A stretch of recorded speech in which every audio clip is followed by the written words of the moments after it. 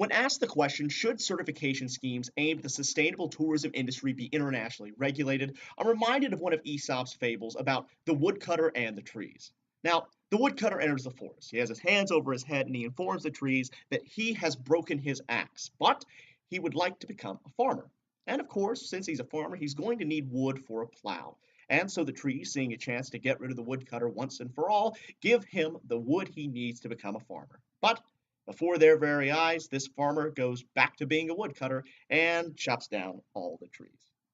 Now, the reason why I'm opposed to the international regulation of existing certification schemes is that I fear that international regulation is going to make the certification schemes look like the woodcutter and the industry professionals feel like the trees. And before I go into exactly why I think that's the case, I'd like to talk about what has made these certification schemes so successful in the status quo. Now, whenever we talk about sustainable tourism, it's very fun to throw around buzzwords like corporate social responsibility, conscious capitalism, and a whole number of very, very high sounding moral ideas. But at the end of the day, we have to remind ourselves of Economics 101. The number one goal of any firm is to maximize its profit. And while it's easy for us to sneer at that as somehow being greedy or wicked, let's remember that businesses have shareholders. They have stakeholders within their business that they have a moral obligation to help.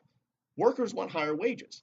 Consumers want higher quality goods, the bosses want larger bonuses, and the people who own stock in those companies want higher dividends. The bottom line is that businesses do have to take care of those people that rely on them. And that right there is why certification programs have been so successful. Because certification schemes have shown businesses that they can pollute less and profit more. And that is absolutely admirable. And that is how you craft successful policy. And the economic data certainly bears this out. Radoslav Dzuba, professor of economics at the University of Lodz, conducted an econometric analysis of the European Union's eco-label program. When comparing the amount spent by eco-label companies on energy, it was found that they saved 19.09% of their energy costs compared to non-eco-label businesses. What this goes to show is that these certification schemes are allowing businesses to help the environment while helping themselves out. And by aligning these interests, it's allowed these certification schemes, through their voluntary nature, to make businesses be willing to go above and beyond regulation in terms of their environmental responsibility. But any program, no matter how successful, does of course have its limits. And Rutger Geertz, a professor at the University of London, conducted a peer-reviewed study where he interviewed 21 London hotel managers and analyzed 196 London hotel websites. What he found was pretty consistent with what Dzuba found, in that, yes, it is true that these hotels that engage in the label and get certified do actually make more money.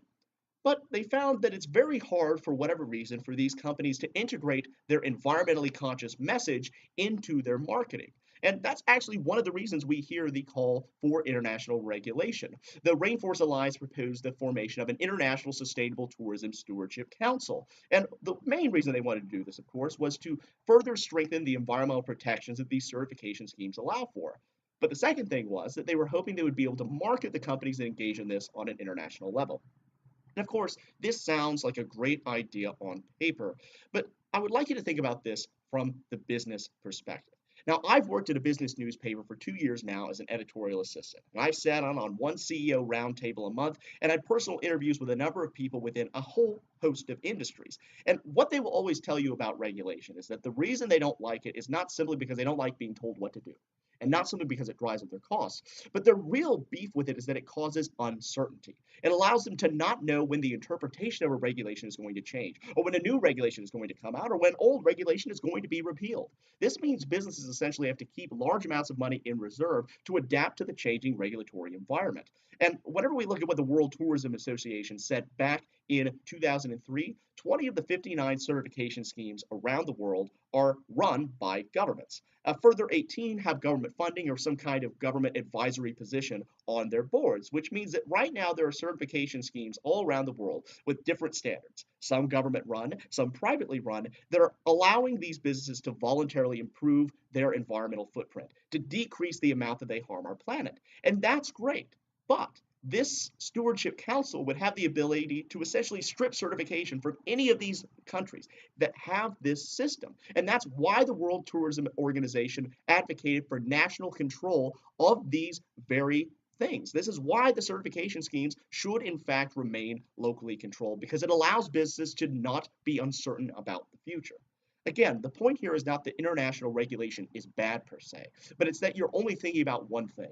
In economics, there is that which is seen and that which is unseen. What you see is this great idea, this great plan for improving the regulation. What is unseen is the amount of uncertainty this is going to have. And remember, these certification schemes are voluntary. And if these businesses begin to feel like the trees and the certification schemes begin to feel like the woodcutter, they will in fact pull out.